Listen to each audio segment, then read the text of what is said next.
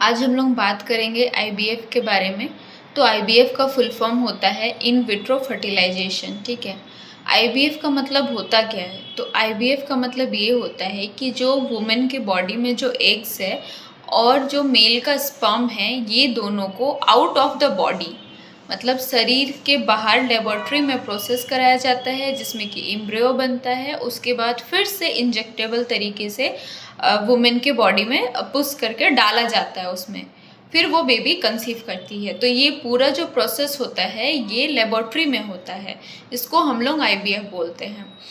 अब ये आईवीएफ सबसे पहले कहाँ हुआ था, तो इसका थोड़ा सा हिस्ट्री जान लेते हैं।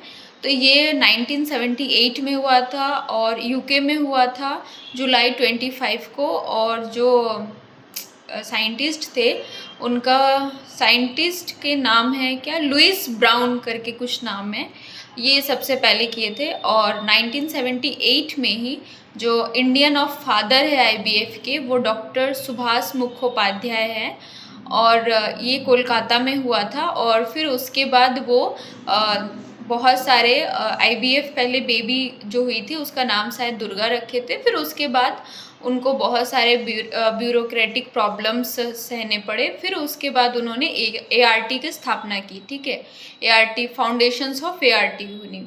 यहाँ पे एआरटी वो आपको एंटी रेट्रोवायरल थेरेपी नहीं है एआरटी की फुल फॉर्म, जिसमें कि एचआईवी के मेडिसिन दिए जाते हैं, वो एआरटी नहीं है। इसका मतलब होता है असिस्टेड रिप्रोडक्टिव टेक्नोलॉजी, एआरटी।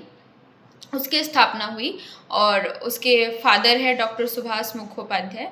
अब आईवीएफ हमें कराना ही क्यों पड़ता है, तो उसके पीछे का रीज़न है कि बहुत सारा प्रॉब्लम्स होते हैं हमारी बॉडी में।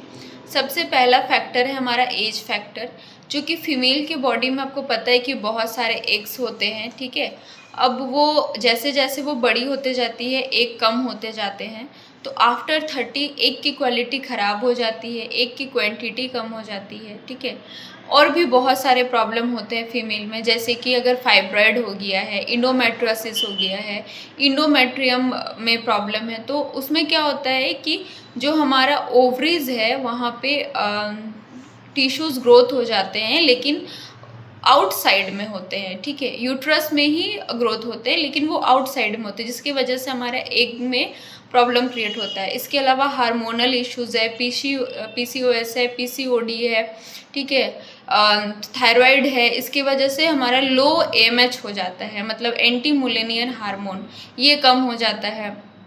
फाइब्रॉयड तो होता ही है। फिर उसके अलावा और एक प्रॉब्लम होता है कि हमारा यूट्रस के रास्ते में फैलोपियन ट्यूब में कुछ ब्लॉकेज हो जाती है, डैमेज हो जाती है, थिन लाइनिंग आ जाती है, और भी कई सारे प्रॉब्लम्स होते हैं। ठीक है, मेल में क्या प्रॉब्लम होते हैं, मेल में लो स्पर्म काउंट हो जाता है, और अगर स्पर्म है भी तो उसकी मोर्टेलिटी कम हो जाती है, और जो शेप एंड साइज है स्पर्मेटोजोआ की, वो एबनॉर्मल शेप एंड साइज में आती है और नॉर्मल शेप एंड साइज में नहीं होती है। और इसके पीछे हमारा ऑब्वियसली लाइफ स्टाइल, हेल्थ, ये सब मैटर करता है।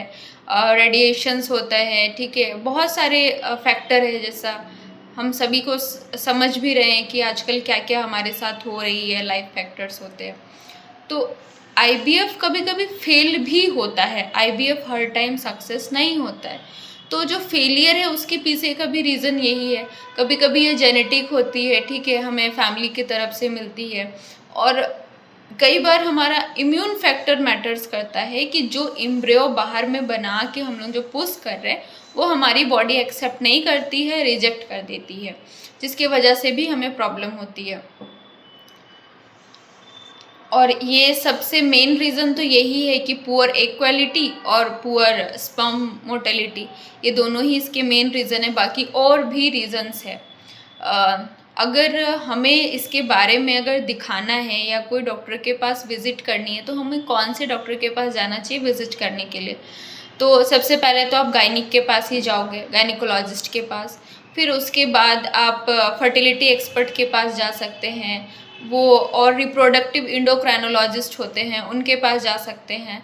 और जब भी हम डॉक्टर के पास जाएं, मोस्ट इम्पॉर्टेंटली जो भी आपको प्रॉब्लम है सब कुछ खुल के सच बताना है, झूठ नहीं बोलना है। बहुत लोग डॉक्टर के पास जाके झूठ बोलते हैं जिसकी वजह से असली प्रॉब्लम तक आप पहुंच ही नहीं पाते हो।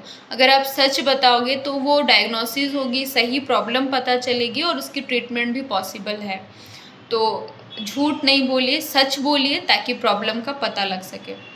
और कुछ क्वेश्चंस है आईबीएफ के बारे में तो कमेंट कर सकते हैं। और कैसा लगा ये इन्फॉर्मेटिव वीडियोस बताइए। Thank you.